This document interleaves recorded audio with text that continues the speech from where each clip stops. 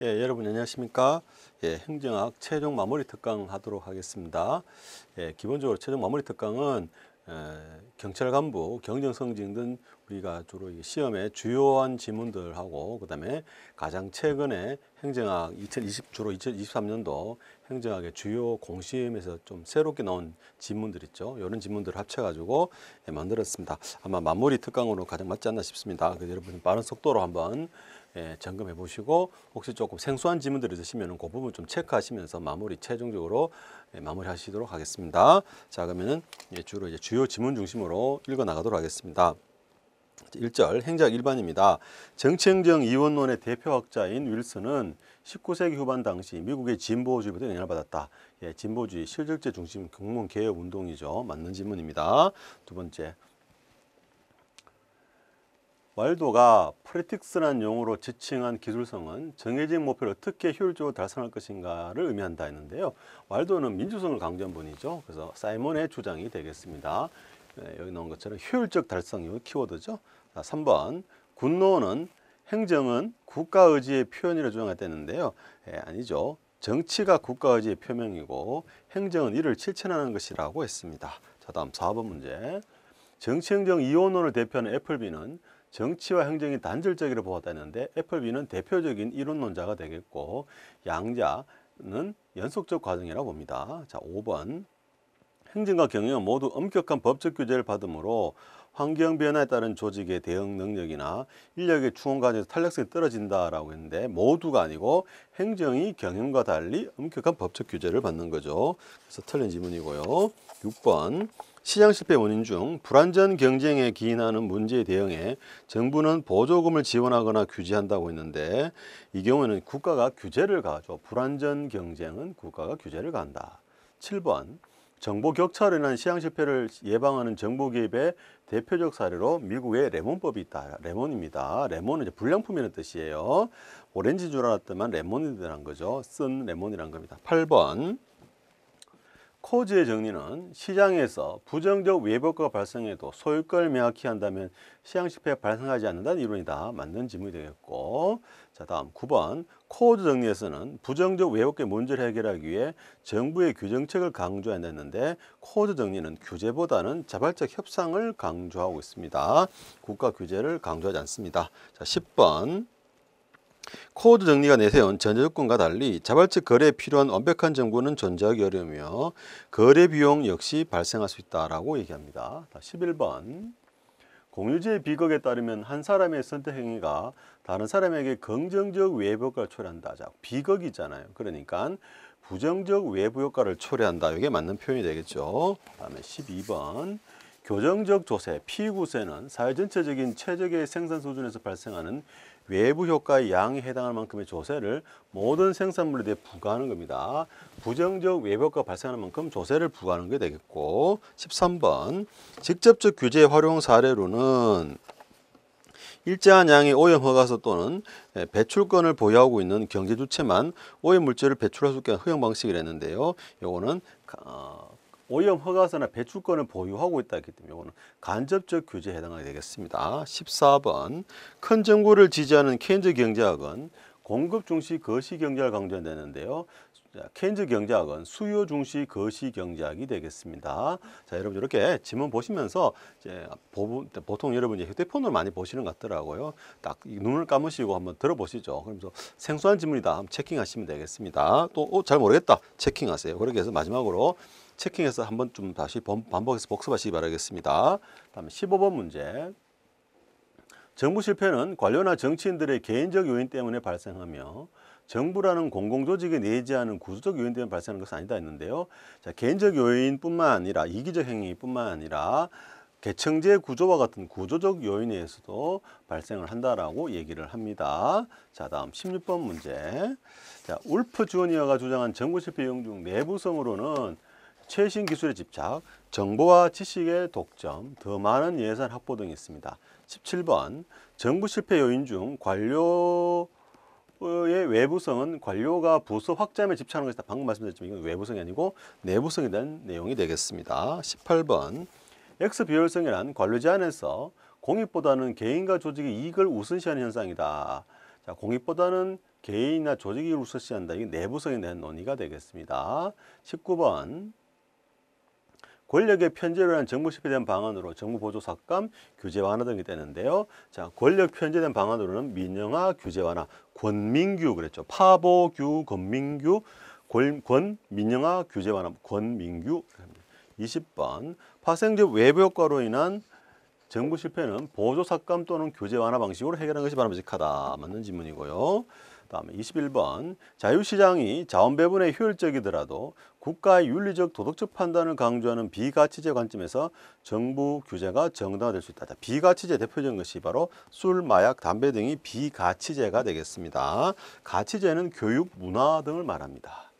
자, 다음 22번인가요? 일반적으로 경제적 규제는 사회적 규제에 비해 역사가 길다. 맞는 질문이고요. 3번 문제. 포획 현상은 경제적 규제보다 사회적 규제에 더 잘 나타난다. 자, 경제적 규제에서 더 잘 나타나죠. 경제적 이득을 누리기 위해서 포획 현상 나타납니다. 24번 문제. 우리나라 규제형 분석은 정부입법, 의원입법의 신설 강화 규제 심사 시 활용되고 있다. 의원입법은 제외가 됩니다. 25번. 정부의 규정책을 심의 조정하고 규제의 심사 정비 등에 관한 사항을 종합적으로 추진하기 위하여 대통령 소속으로 규제개혁위원회를 둔다. 맞는 질문입니다. 대통령 소속입니다. 국무총리 X가 되겠습니다. 26번 문제.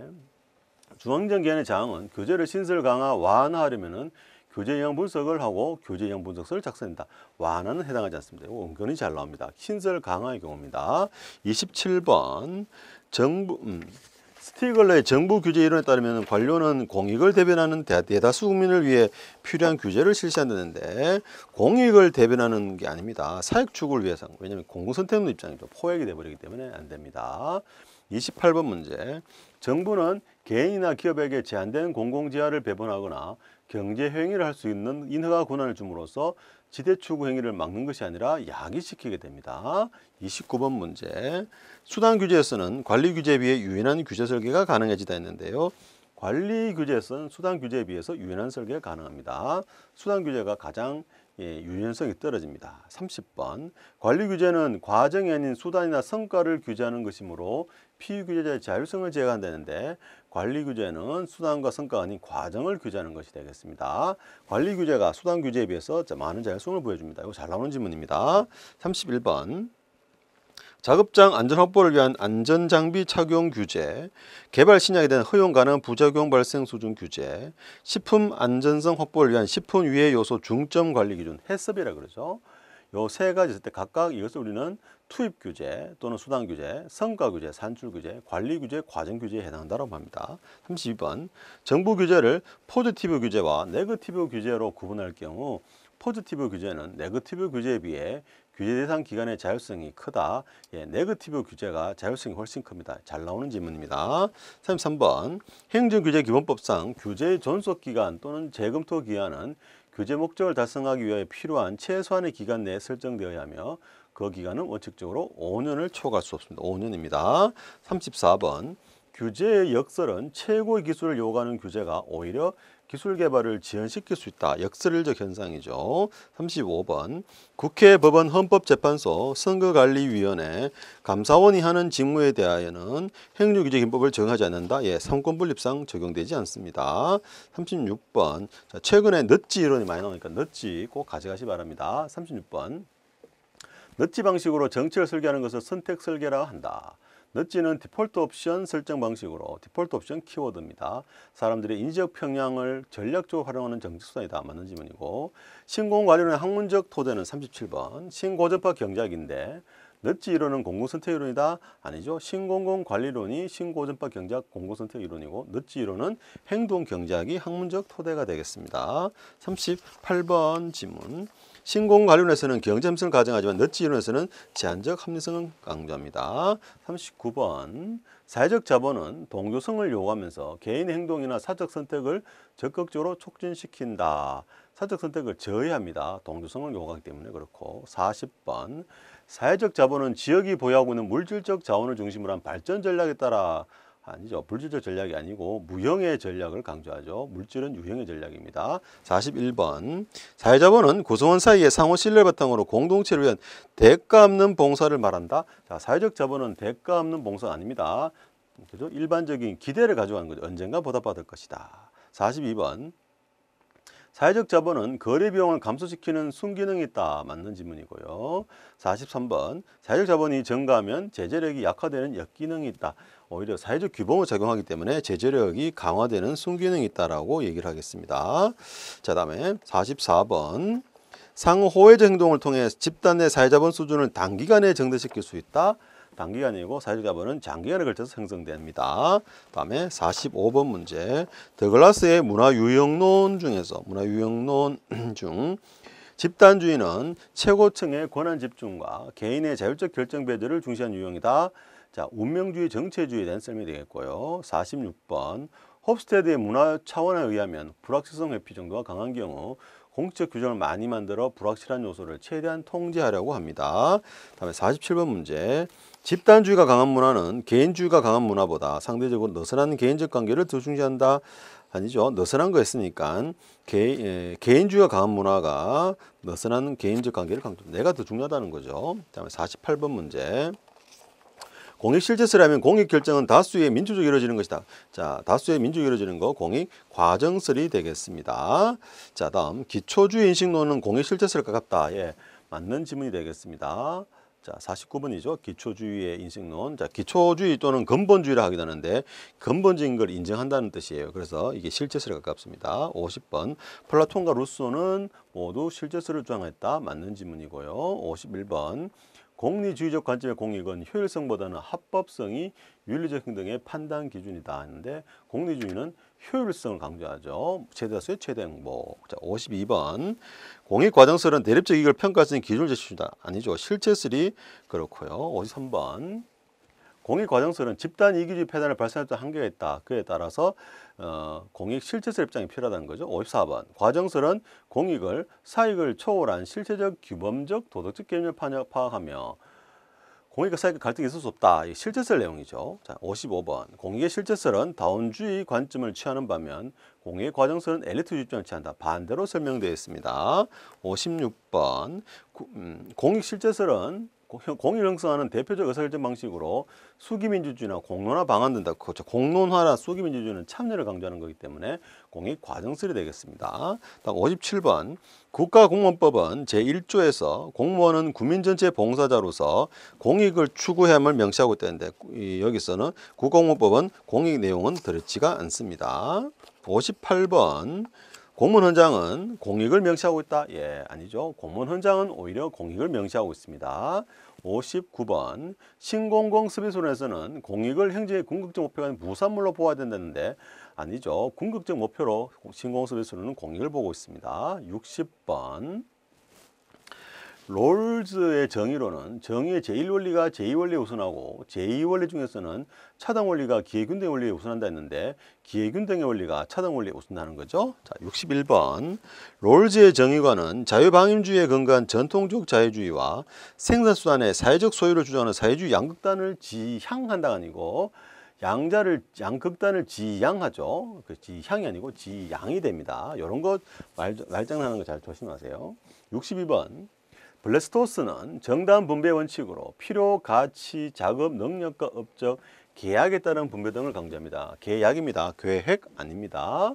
63번 문제. 롤즈는 원칙 상태 하에서 합리적 인간은 최대 극소화 원리에 따라 의사결정한다. 아니죠. 최소 극대화 원리에 따라 의사결정을 합니다.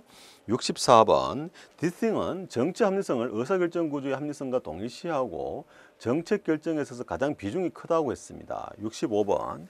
효과성은 투입 대비 산출의 비율을 의미하는 것으로 조직 내부적 관계가 강조된다. 능률성에 대한 내용이 되겠습니다. 66번.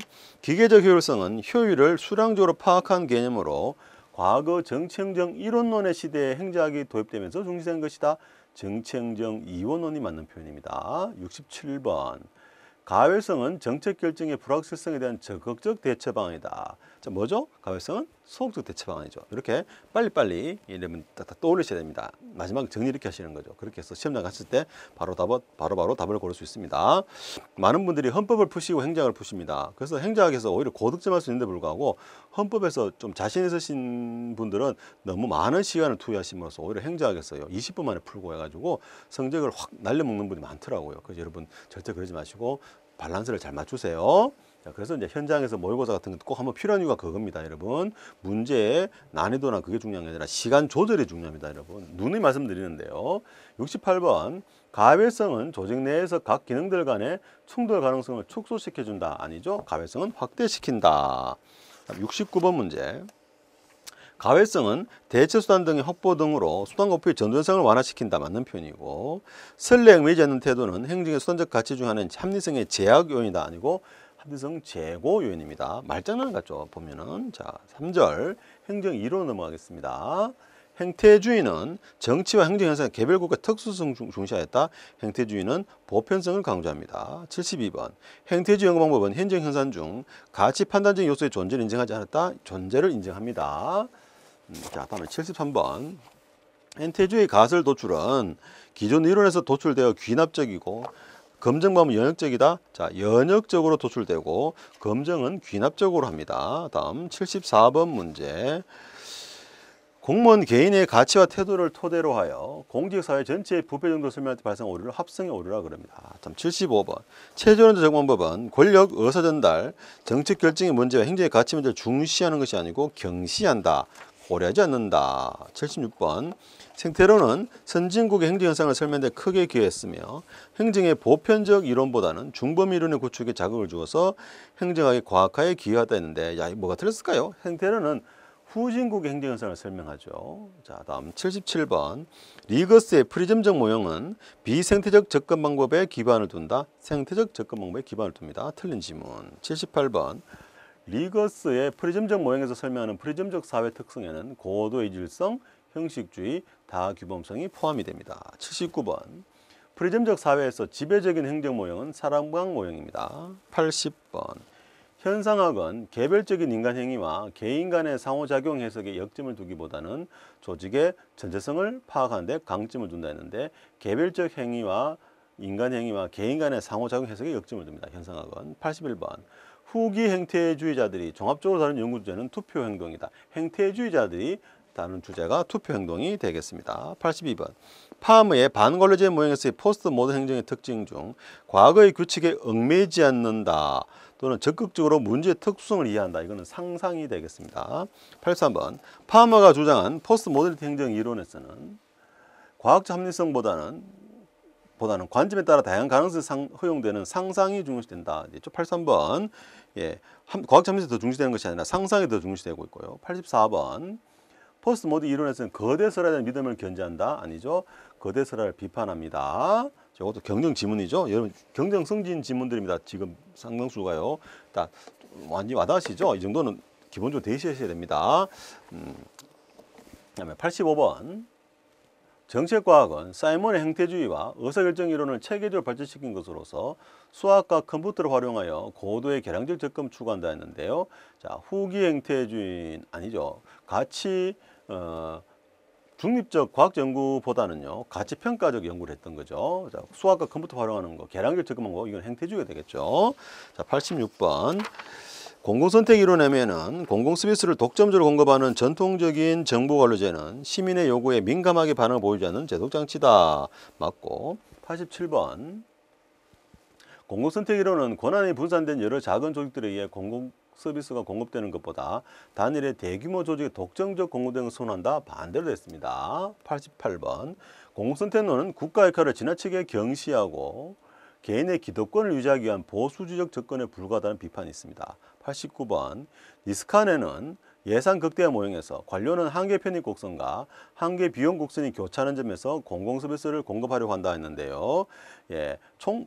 한계가 아니고 총편입 곡선과 총비용 곡선이 교차하는 점입니다. 90번 관료의 예산 극대화 모형에서 관료와 정치인은 상방 독점의 관계를 가집니다. 91번 던너비에 따르면 관청성의 전략 중 하나는 내부 조직 개편을 통해 정책 결정 기능과 수준을 강화하되 일상적이고 범죄학설은 의무는 분리 이전을 시키는 거죠. 그래서 새롭게 관청을 형성하고 만들어서 분리시킨다는 거죠. 92번 던너비의 관청성 모형에 의하면 일반적으로 정부 조직 구조는 직관화된 형태로 변화된다. 자, 방금 분리된다 했으니까 분권화가 되겠습니다. 93번 공제 비극은 비용 회피와 과잉 소비에 의한 부정적 외법과가 아닌 공제의 비배제성 무임성취 현상의 주된 요인이다 했는데 공제 비극은 공제 비배제성으로 인한 비용 회피와 과잉 소비죠. 예, 94번. 티브 가설의 전조건에 의하면 공공 서비스가 지방 정부 간의 파급 효과 및 외법과를 발생시킨다 안 되죠. 자, 가장 많이 나오는 질문 중에 하나가 되겠습니다. 95번. 티브 가설의 전조건으로 규모의 경제가 존재하며 규모의 경제는 존재하지 않아야 됩니다. 자, 그다음에 96번. T 모형의 전조건은 고등적 생산의 존재를 들고 있다. 맞습니다. 그 지방정부의 고유한 고등적 요소가 존재됩니다. 97번. T 모형 가정으로 지방정부의 재원에 국고보조금은 포함되지 않아야 됩니다. 오로지 당해 지역의 재산세로만 충당되어야 됩니다. 98번. TV 모형의 가정으로 고용기회와 관련된 제약 조건은 거주지 의사결정의 왜곡을 초래할 수 있으므로 고려해야 된다. 예, 맞습니다. 고용기회는 자유로운 이동이 제약될 수 있기 때문에 그렇고요. 99번. 툴민의 논면적 접근 방법은 환경을 포함하여 거시적 관점에서 행정 현상을 분석하고 확실성을 지닌 법칙 발견을 강조한다. 이거는 개방체제론에 대한 설명이 되겠습니다. 다음 100번 문제. 신제도주의는 변화 가능성보다 이미 형성된 제도의 안정성에 초점을 둡니다. 이거 잘 나오는 질문입니다. 101번. 역사적 접근 방법은 각종 행정 제도의 성격과 형성에 있어서 보편적 방법을 인식하는 수단을 정해준다. 보편적이 아니고 특수한 방법을 인식하게 해줍니다. 역사적으로 특수한 수단을 인식하게 된다. 그 국가마다 고유한 역사가 있잖아요. 자, 102번. 역사적 제도주의는 전체주의 입장을 취하며 주로 중범위 수준에서 분석을 수행합니다. 맞습니다. 자본가 단체나 노동조합, 관료 집단 같은 중범위 수준을 강조합니다. 정당 체제도 그렇고요. 103번. 역사적 신제도주의에서 제도는 개인들 간의 전략적 상호작용 결과로 형성된 균형으로 인식한다. 틀렸죠. 여기 균형이라는 표현이 나오면은 합리적 선택 신제도주의입니다. 자, 104번. 역사적 신제도주의에서 개인의 손은 내생적으로, 즉 정치체제가 개인의 손을 형성하고 제약을 가한다고 얘기를 하고 있습니다. 자, 105번. 신제도주의는 제도를 연구의 중심 개념을 사용하고 합리적 행동 모형의 회의적이라는 점에서 구제도주의와 차이점이 있다가 아니고 유사점이 있다에 맞는 표현이 됩니다. 자, 106번. 신제도주의는 개인의 행위 결과가 개인의 선호체계의 직선적 연장선상에 있다고 강조했는데 직선적 연장선상에 있다고 하는 것은 이거는 우리가 행태주의가 되겠습니다. 행태주의가 바로 이 영향을 미친다는 것이고 제도가 그래서 행태주의는 직접적이기 때문에 제도가 선호 형성에 영향을 미치는 것을 행태주의는 보지 못했다 이렇게 보시면 되겠습니다. 자, 107번. 신제도로는 외생 변수로 다뤄져 오던 정책 또는 행정 환경을 내생 변수와 같이 직접적인 분석 대상에 포함을 시켰고요. 108번. 사역적 신제도주의에서 접근 방법은 방문론적 전체주의와 연역적 접근 방법이 사용된다 했는데 자, 귀납적 접근 방법이 되겠습니다. 자, 다음 109번 문제. 사역적 신제도주의는 경제적 효율성이 아니라 사회적 정당성 때문에 새로운 제도적 관행이 채택된다고 주장한다. 맞는 질문이고요. 110번. 사회학적 제도주의가 제도의 종단면적 측면을 중시하면서 국가 간의 차이를 강조한다면 역사적 제도주의는 횡단면적으로 서로 다른 국가나 조직에서 특히 유사한 제도가 나타나는지에 관심을 가진다. 반대로 돼 있죠. 자, 111번. 사역적 제도주의에서는 개인은 자신의 의도에 따라 제도를 만들거나 변형시킬 수 없다 했는데 맞는 제도 결정론이고 맞는 질문이 되겠습니다. 112번. 합리선택 신제도주의는 개인의 선호는 안정적이며 선험적으로 주어진 것으로 가정합니다. 113번. 조직들이 시장 압력 속에서 생존하기 위해 경쟁력 있는 조직 형태나 조직관리 기법을 합리적으로 선택하는 것은 사회적 신제도주의 중 기본적 동의가 예다 했는데요. 자, 여기서 합리적인 선택을 한다 했죠. 또 균형이라는 표현을 썼는 게 합리적 선택이 경쟁이라는 표현이 있고 합리적 선택한다 했으니까 요거는 합리적 선택 신제도주의 내용이 되겠습니다. 물론 기본적 동의하는 사회적 제도주의 내용이고요. 이렇게 좀 섞어놨죠. 자, 14번. 정부의 규정책에 따라 기업들이 오염 방지 장치를 도입하거나 장애인 고용을 확대하는 것은 강압적 동의입니다. 규제 정책에 따라서 기업들이 억지로 해야 되죠. 그래서 강압적 동의가 되겠습니다. 다음 15번. 하이에크의 노예의 길은 신공관리론의 철학적 기초가 되었다. 맞는 지문이고요. 오스본과 게블러가 정부 재창조론은 레이건 행정부의 정부 재창조론의 이론적 기초된다. 레이건이 아니고 클린턴 대통령입니다. 17번 신공관리론에 의하면 정책 기능과 집행 기능의 통합에 의한 책임 행정 체제를 확립한다는데 정책 결정 기능과 집행 기능의 통합이 아니고 분리가 되겠습니다. 18번 피터스가 제시한 유가반수 정부 개혁 모형 중 참여적 정부 모형의 문제 진단 기준은 관료제 개청제에 있으며 구조 개혁 방안으로 가상 조직을 제한한다 했는데 자, 참여 정부 모형은 평면 조직을 제한하고 있습니다. 자, 19번 피터스가 제시한 유가반수 정부 개혁 모형 중 시장적 정부 모형에서 정책 결정의 개혁 방안 실험을 제시했다 했는데 자, 시장 정부 모형의 개혁 방안은 내부 시장, 시장적 유인이고요. 자, 신축적 모형이 실험을 제안했죠. 다음에 120번 가버넌스 체제에서 정부가 지는 고유한 권한과 역할을 포기해야 된다. 아니죠. 가버넌스에서도 정부는 여전히 조정자로서의 역할을 강조하고 있습니다. 121번 가버넌스에 기반한 서비스 연계망은 분절화로 인해 집행 통제 어렵다는 비판을 받는다. 맞는 지문이고요. 122번 신공 서비스로는 공익을 공유 가치에 대한 담론의 결과로 보고 법, 공동체, 정치 규범, 전문성, 시민이익 존중 등 다면적 책임을 강조, 다면적 책임 강조입니다. 23번 신공서비스의 기본 원리로 민주적으로 생각하고 전략적으로 행동하라. 아니죠. 전략적으로 생각하고 민주적으로 행동하라. 이거 경영 성진 지문이죠. 기억나시나요? 바로바로 떠오르셔야 돼요. 자, 124번 신공서비스론에서 책임 확보의 방법으로 개인이익의 총합을 통해 시민 또는 고객 집단에게 바람직한 결과를 찬출한 방법을 한다 했는데요. 신공서비스론이 신공관리론이죠. 자, 125번 신공서비스론에서 관료 역할의 중요성은 사회의 새로운 방향을 잡고 시민을 지원하는 데 있다. 자, 신공서비스론에서는 방향 잡는 것이 아니고 시민에 대한 봉사랍니다. 이거 잘 나온 질문입니다. 방향 잡기 아닙니다. 틀렸습니다. 126번 신공서비스론은 집단이나 계층, 지역의 이해관계와 결부된 정책 결정 등에 대한 해결책을 찾기 어렵다가 아니고 찾고자 노력을 합니다. 자, 127번 신공서비스론에서 공무원의 동기를 유발하는 수단은 정부 규모를 축소하는 이데올로기적 욕구와 사회봉사이다. 자, 신공공서비스론 아니고 신공공관리론이 규모 축소를 가정하고 있죠. 사회봉사는 맞는 표현이 됩니다. 자, 128번 신공관리론은 지역 사회 문제를 해결하는 과정에서 시민들이 공된 가치를 관료가 협상하고 중재된다. 신공관리는 아니고 신공서비스론이죠. 129번 신공관리론은 경제 합리성에 기반한 반면에 신공서비스론은 전략적 합리성에 기반한다. 맞는 지문이고요. 자, 130번 행정 재정립 운동은 기존의 정책적 이원론을 재해석하여 정책 과정에서 공무원의 적극적 역할을 옹호합니다. 131번 탈신공관리론 포스트 NPM이죠. 탈관리제 모형 기반을 둔 경쟁과 분권을 강조하는 거. 자, 신공관리론이 경쟁과 분권을 강조하죠. 132번 탈신공관리론 포스트 NPM은 공공책임을 강조하는 인사관리 강조, 구조적 통합을 통한 분절의 축소, 조정의 정대, 또 통정부적 접근을 강조합니다. 133번 탈신공관리론 포스트 NPM은 신공관리론을 수정 보완하는 과정에서 관점에서 조직의 구조적 분화 강화, 적극적 규제 완화, 아니죠. 구조적 통합을 통한 분절의 축소, 분화 강화가 아니고 분절화 축소 재규제를 강조하죠.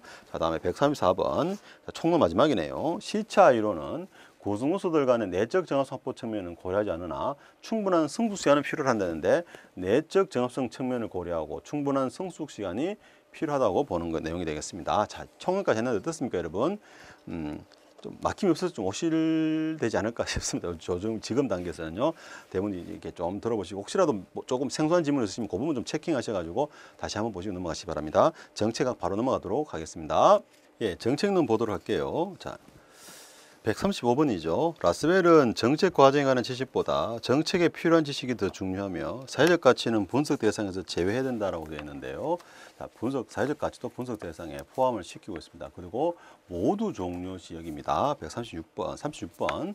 살라몬은 올려주세요. 살라몬은 정수단에 관한 분류 기준으로는 직접성, 강제성, 자동성, 가시성을 들고 있습니다. 특히 이 자동성이라는 거는요, 새로운 기구나 방법을 도입하지 않고 기존의 것을 이용한다. 자동 이렇게 됩니다. 그다음에 37번 살러몬의 정수단 중 직접 수단으로는 정부 소비, 공기업, 경제적 규제, 직접 대출을 들 수 있고요. 38번. 규제는 정책적 이데올로기 차원에서 논란의 대상이 되기도 한다. 자, 보수주의, 진보주의 논란이죠. 규제 완화냐, 강화냐. 39번. 살라몬의 정수단 중 바우처는 정부가 직접 서비스를 지급하기 어려울 경우 서비스 생산자에게 지원금을 지원하는 제도 됐는데 이건 보조금이죠. 생산자에게 지원금 지급하는 것은. 자, 40번. 정수단 중 보조금이란 특별한 사건이 발생했을 때 개인이나 기업의 손실을 보상해주기로 정부가 동의하는 것 공적 보험이죠. 41번. 로이는 정치가 정책을 결정한다라고 하였다 했는데요. 정책의 특성이 정치를 결정한다는 거예요. 반대로 돼 있고. 42번. 로이의 규정책은 법률 형태를 취하며 정책의 불응자에게 관료들은 어느 정도 재량권을 갖고 강제력을 행사하게 됩니다.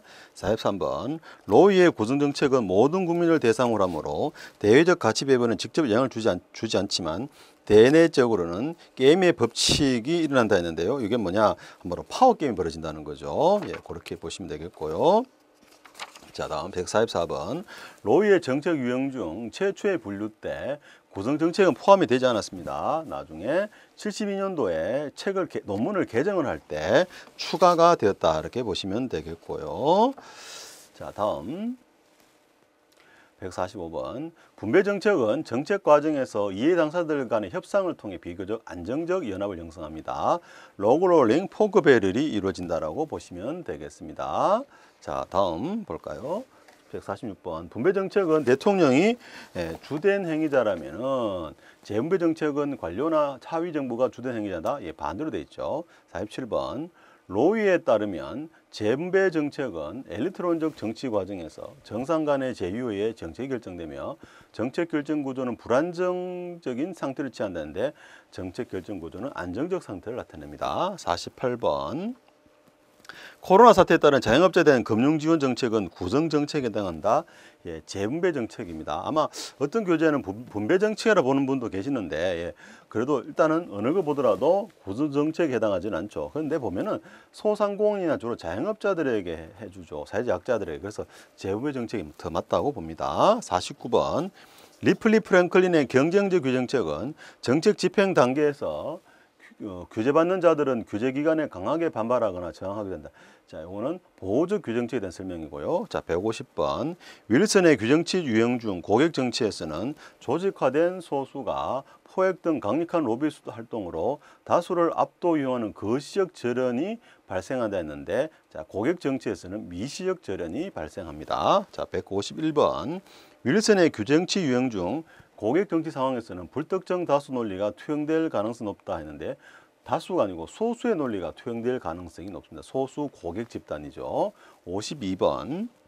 윌슨의 규정치 유형 중 대중정치의 상황에서는 쌍방 모두 집단 행동의 딜레마에 빠지게 되어 규제의 필요성이 공익단체에서 먼저 제기됩니다. 53번. 윌슨의 규정치 이론에 따르면 고객정치 상황에서는 응집력이 강한 소수의 편익 수혜자와 소수의 비용 부담자가 격렬하게 충돌한다. 소수의 편익과 소수의 비용 부담자니까 이익단 정치죠. 154번. 윌슨의 규정치 이론에 따르면 대체로 경제 규제는 고객 정치 상황으로 분류되며 사회적 규제는 기업가 정치 상황으로 분류가 됩니다. 55번.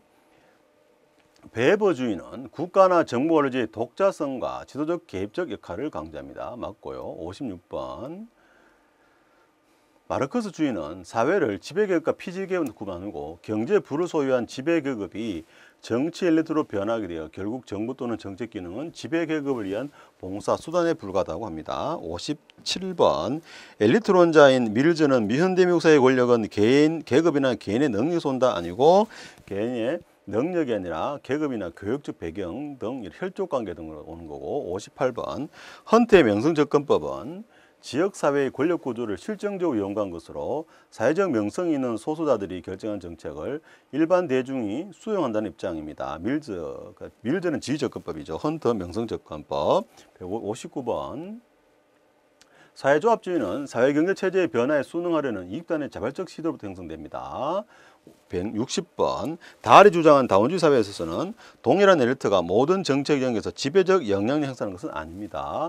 61번 다원주의는 주로 개발도상 국가에서 경제개발 과정에서의 이익단에 대한 통제를 설명하기 위한 이론으로 활용됐다. 국가조합주의 내용이 되겠고요. 62번 이익단 간의 영향력의 차이는 주로 정부 정책 과정에 대한 상이한 접근기에 기인한다고 했는데요.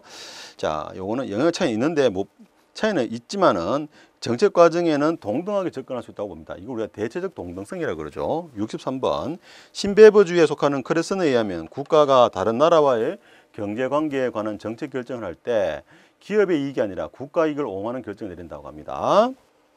자, 64번 신다운주의는 정부의 능동적 전문적 지위로 인한 정경유착의 가능성을 인정하고 이를 방지하기 위해 정부기구의 집중화를 꾀한다는데 신다운주의에서는 정부기구의 분권화를 꾀합니다. 65번 하위 정부 모형은 철회상각 모형의 경험적 타당성에 대해 의문을 제기하면서 참자 범위를 대폭 확대하였다 했는데 네, 틀린 질문입니다.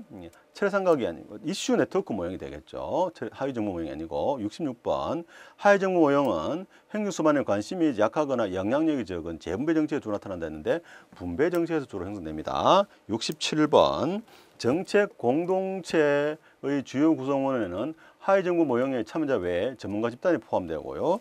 68번 정책 공동체 모형은 정책 영역별로 전문 지식과 정보를 제공하는 전문가 집단의 역할을 강조합니다. 69번 정책 공동체 모형은 하위 정부 모형에 대한 대안으로 대두되었으나 전문화된 정책 영역에서 정책 결정이 이루어진다는 측면에서 서로 유사한 점이 있습니다. 이거 새로운 질문들이죠. 70번 정책 네트워크에는 참여자들의 상호작용 규정하는 공적 규칙이 존재하지 않는다? 존재합니다. 71번 정책 네트워크 경계는 구조적인 틀에 따라 달라지는 상호 인지의 과정 이야기보다는 공식 기관들이 결정된다? 아니죠. 상호 인지 과정의 틀에서 결정됩니다. 기능적 적합성과 구조적 틀에 따라 달라지는 상호 인지의 과정에서 결정됩니다. 72번 정책 공동체에서는 참여자의 전문 지식으로 갈등 없이 정책 결정이 이루어진다. 갈등은 발생할 수 있어요. 하지만 상대적으로 조용하게 넘어갑니다. 73번 이슈 네트워크에서는 전문 지식과 정보를 많이 보유한 행위자들의 이해가 최종 정책 산출에 많이 반영되는 경향이 있고요. 전문성이 크다는 거죠. 74번 정책 결정 요인론에서 도송과 로빈슨의 모형은 사회 경제적 변수가 정치 체제와 정책 모두에 영향을 미친다는 모형으로 사회 경제적 변수로 인해 정치 체제와 정책의 상관관계가 유발된다고 설명하고 있습니다. 75번 키 로커드 모형은 사회 경제 변수가 정책에 직접적 영향을 미친다는 모형으로 예를 들면 경제 발전이 복지 지출 수준에 직접적 영향을 준다 했는데 자, 요거는 참여 경제 모형은요. 순차적 관계를 가져요. 사회경제 변수가 정치에 영향을 주고 이것이 정치에 영향을 주는 순차적 관계를 가지고 있습니다. 자, 다음 176번 루이스 백 모형은 사회경제 변수가 정책에 영향을 주는 직접 효과가 있고 그 다음에 정치 체제가 정책에 독립적 영향을 주지 않는다 했는데요. 요 핵심 포인트는 이겁니다. 정치 체제도 정책에 독립적 영향을 준다. 이게 핵심 포인트가 되겠습니다. 다음에 177번 문제 보도록 하겠습니다. 자, 보시면 콥과 로스가 주장한 정책 의제 설정 과정은 이슈 제기, 구체화, 확장, 진입 순서로 전개가 됩니다. 다음에 정책 의제 설정 모형 중 공과형은 대중의 지지가 낮은 정책 문제에 대한 정부의 조직 해결을 설명하고 있다 했는데 자, 대중 지지가 높은 거 되겠습니다. 공과입니다. 공과는 높습니다. 79번 정책 의제 설정 모형 중 동원형은 민간의 지지가 높을 때 정부가 민간의 힘을 동원하는 모형이 되는데 민간의 지지가 낮을 때 동원합니다. 80번 정책 의제 설정 모형 중 동원형은 의도적이고 일방적으로 국민을 무시하는 정부가 나타날 수 있는데 의도적이고 일방적으로 국민을 무시하는 내용은요. 이거는 내부 접근형이 되겠습니다. 내부 접근형 이제 몰래 하는 거죠. 몰래 하기 때문에 그런 거고요. 내부 접근형 81번 볼까요? 다원화된 사회에서는 동원형의 내부 접근형 중심의 의제 설정이라는 데 있는데 다원화된 사회에서는 외부 주동이 일어나게 됩니다. 자, 그다음에 피터 메이의 182번 의사결정 모형 중 동원형은 심볼 활용이나 매스미디어 등을 통해 정책 확산된다 했는데요. 자, 동원형은 외부 주동이죠. 자, 83번 포자 모형은 정책 문제가 제기되어 정의되는 환경보다는 정책 문제 자체의 성격이 갖는 중요성에 주목한다 했는데요. 성격 자체, 문제 자체, 환경이 더 중요하다 보죠. 포자 모형은. 84번 문제 무의사결정의 수단으로라 했는데요. 자, 가장 간접적이고 우회적인 방법은 편견의 수정이 되겠습니다. 편견의 수정은 정치체제의 규범, 절차 자체를 수정 보완해서 요구를 봉쇄하는 거고요. 85번 일상화된 정책 문제보다는 새로운 문제가 쉽게 의제된다. 새로운 문제보다는 일상화된 문제가 쉽게 의제가 되죠. 새로운 문제가 아니고. 자, 86번 킹던의 정책의 창은 정책의 흐름의 변화에 열리는 경우가 가장 많다 했는데 정책의 흐름이 아니고 정치의 흐름의 변화에 따라서 예를 들면 정권 교체 등이 대표적이 되겠습니다. 87번 정책 분석 논 들어갑니다. 1950년대에는 담론과 프레임을 통한 문제 구조화에 관심이 높아 OR과 후생 경제의 기법 활용에 소홀했다는데 자, 50년대에는 행태주의 시대이기 때문에 오히려 계량적 기법을 강조했었죠. 자, 88번 정책 분석은 합리적인 대안 도출을 위한 활동으로 정책 요인을 고려해야 된다. 정책 분석, 정책이잖아요. 그러니까 고려를 하게 됩니다. 자, 그 다음에 89번 제3종 오류는 가치 중립적인 판단은 비현실적인 관점에 출발합니다. 맞죠? 다음 90번 맞는 기무과서를 배제하는 것을 1종 오류라 하고 틀린 기무과서를 채택하는 걸 2종 오류를 한다면은 틀린 문제의 해답을 찾는 거, 문제 정의를 잡아놓은 거죠. 3종 오류가 되겠습니다. 91번 경계 분석은 문제 상황을 정의하고 분류하기 위해 개념을 명백하게 하는 것. 이게 분류 분석에 대한 설명이 되겠고요. 자, 92번 분류 분석이란 정책 문제 존속 기간 형성 과정을 파악하기 위해 사용하는 방법으로 대표적으로 포화 표본 추측 기법 사용된다. 이건 경계 분석 내용이죠. 93번 상징적 유추는 분석가가 약물 중독의 문제를 구조하는 데 있어서 전염병의 통제 경험을 유추한다. 이거는 직접적 유추가 되겠습니다. 자, 94번 추세 연장의 주요 방법에는 이동평균법, 지수평활법, 교차 영향행렬 분석이 되는데 교차 영향행렬 분석은 주관적 예측 기법에 해당하겠습니다. 95번 미래 예측 기법 중 브레인스토밍은 각각의 제한되는 아이디어에 대한 평가가 현장감 있게 진행된다. 아이디어는 총망라가 된 다음에 평가를 하면 됩니다.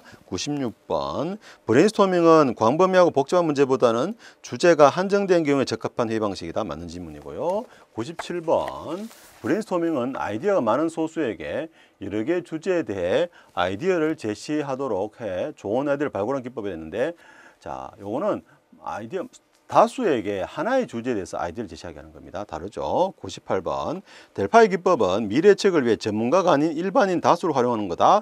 자, 전문가를 활용하는 것이 델파이고요. 99번 정책 델파이 기법은 참여가자를 선발하는 과정 전문성 자체보다는 이해관계와 식견이 되겠습니다. 자, 델파이는 전문가라면 정책 델파이는 주로 이해관계자가 된다는 거예요. 200번 지명 반론자 기법은 해야 되죠. 반론자 역할을 특정 집단의 반론자 역할을 부여하고 그다음에 이들이 제기되는 반론과 이에 대한 제안자들의 옹호 과정을 통해서 결정을 유도하는 방법이고요. 201번 자, 관련자들이 의사결정에 참여하지 않은 채 서면으로 대안에 대한 아이디어를 제출하고 이 투표로 의사결정하는 것을 우리는 명목집단 기법이라고 합니다. 자, 그다음에 202번 근거 이론은 질적 연구방론에 해당한다. 맞는 질문이고 203번 교차 영향 분석이 나오죠. 교차 영향 분석은 사건 간의 상호 관련성 식별에 도움을 주는 기법이고요. 사건의 발생 유무에 기초해서 미래에 어떤 사건이 일어날 확률에 대하여 식견 있는 판단을 이끌어내는 직관적 방법입니다. 자, 204번 제약 조건이나 미래 상황을 명확하게 알거나 불확실성을 극복할 수 있는 경우에는 선형계획, 비용 편입 분석, 회귀 분석 등 확률적 모형의 이론적 예측 방법을 사용하는데 이거는 확률이 아니고 확정적 모형이 되겠습니다. 다음에 205번 분기점 분석은 정책 상황의 변화 등에 따라 정책 결과가 어떻게 영향을 받는지를 분석하는 기법이다. 이거는 상황 분석에 대한 내용이고요. 206번 편익 계산 시 실질적 편익이 아닌 금전적 편익은 편익에서 제외합니다. 자, 207번. 공공사업의 경성 분석에서 직접적이고 유형적인 비용과 편익은 반영하고 간접적이고 무형적 비용과 편익 포함하지 않는다. 간접적, 무형적 비용 편익도 모두 포함을 합니다. 208번. 비용 편익 분석할 때 비용과 편익을 추계하는 방법으로 보조금 비용에 제외되고 세금은 비용에 포함한다 했는데요. 세금이나 정부보조금, 은행 이자 지불 등 이걸 우리 이정지출이라고 그러는데요. 이 모두가 제외가 됩니다. 이거 질문을 많이 하시는데 전공서적에 딱 여기 나옵니다. 세금, 정부보조금, 은행 이자 지불은 제외한다라고 되어 있습니다. 209번 비용 편익 분석에서 외부 효과를 창출하는 공공사업의 경우에는 민간 자본 시장에서 형성된 시장 이자율보다 낮은 사회적 할인율을 적용할 수가 있습니다. 그다음에 210번 문제. 비용 편익 분석은 비용과 편익의 가치에 대한 각 개인의 주관적 차이를 반영하지 못한다? 예, 맞는지 뭐 객관적, 계량적 평가하기 때문에 그런 거고요. 비용 효과 분석은 총 효과가 총 비용을 초과하지 여부에 대한 직접적 증거를 제시해 주지는 못합니다. 왜냐하면은 효과는 질적인 거고 비용은 양적인 거기 때문에 질적인 거고 양적인 것을 동시에 비교할 수 없죠. 12번 비용가 분석은 시장 가격에 대한 의존도 낮으므로 민간 부분의 사업 대안 분석에 적용 가능성이 낮다라고 얘기하고 있고요. 23번 진입개수가 1인 경우 완전한 소득 균등 배분이 이루어지고 있음을 의미한다 했는데 진입개수가 0인 경우가 되겠습니다. 0인 경우 완전한 소득 균등 배분입니다. 다음에 45페이지에 214번 합리모형은 정책 결정론까지 할게요. 이번 첫 강의는요. 합리모형은 딱 3강을 해가지고 압축적으로 하겠습니다. 합리모형은 대안을 선택할 수 있는 기준이 명확해야 됩니다. 능률성이라는 기준이 있죠. 15번 만족모형은 미래에 발생할 현상을 예측하고 모든 대안을 검토한 후 가장 만족스러운 대안을 채택한다는데 모든 대안을 검토하는 것은 합리모의 내용이죠. 16번 경제인은 불확실성이나 불충분한 정보 등으로 대안의 결과를 예측하지 못하나 행정인은 동적 상황을 고려해 대안의 결과를 예측하지 시도한다. 반대로 돼 있고요. 17번 점정 모형은 중요한 대안이나 기본적 가치를 간과할 가능성이 크다라고 얘기합니다.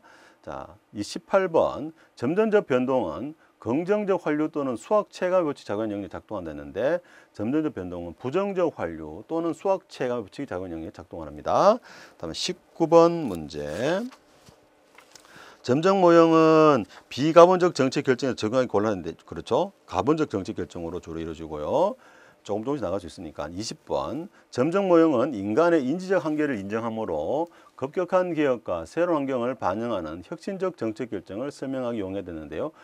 점정 모형은 보수적이죠. 혁신을 제어할 수 있고 21번 회사 모형은 조직의 불확실한 환경을 회피하고 조직 내 갈등을 극복하기 위하여 장기적인 전략과 기획의 중요성을 강조했는데 이제 이거 자주 나오는 시험 문제죠. 회사 모형은 단기 전략을 중요시합니다. 22번 회사 모형에서는 부분적 최저가를 통한 국제 협력성을 강조한다 맞고 23번 회사 모형은 조직 내 상하 관계에 나타나는 권력적 측면이 의사결정에 미치는 영향을 간과하는 면이 있습니다. 주로 조직 내 수평적 하위 조직 간의 관계를 다루고 있기 때문에 그렇고요.